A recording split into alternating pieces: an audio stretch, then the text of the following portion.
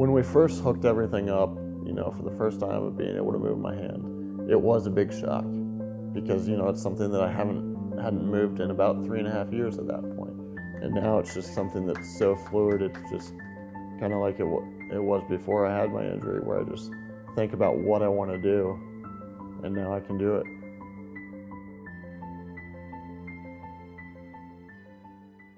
Several years ago, Ian had an accident while on a family vacation.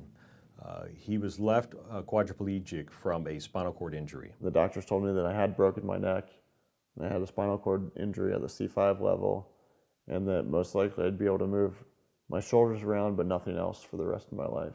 With this injury, signals from his brain in the motor cortex area, the area responsible for movement, are intact.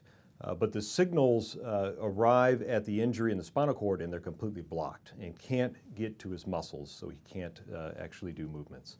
So one of the things we've been working on is deciphering the signals in the brain that are specifically associated with hand movement.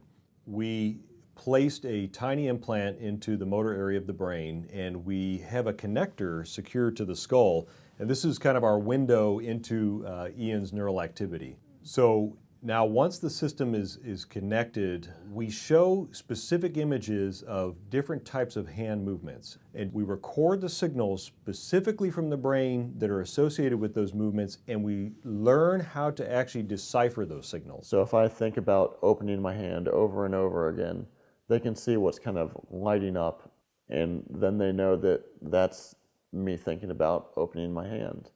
Not only is the patient relearning how to think about movements that they haven't done in some cases for several years, but also the algorithm or the computer software is adapting and learning as well. And then that computer system is connected to another device that provides signals for the muscles in the forearm that drive hand and finger movements. Without the use of the system and the technology, Ian is not able to grasp objects. But once we connect the system and turn it on, Ian is actually able to open and close his hand.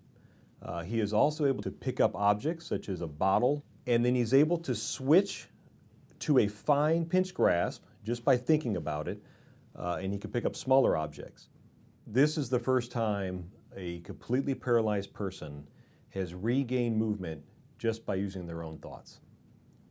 We're in the early stages of development in the lab only, but we hope that one day we can take this technology to the point where it helps people not only with spinal cord injury, but also folks that have experienced a stroke or even a traumatic brain injury. If all the work we're doing can help anybody get more independence back, that's great. I really cherish the independence I had before my injury. So if you can give someone that ability back, it's huge.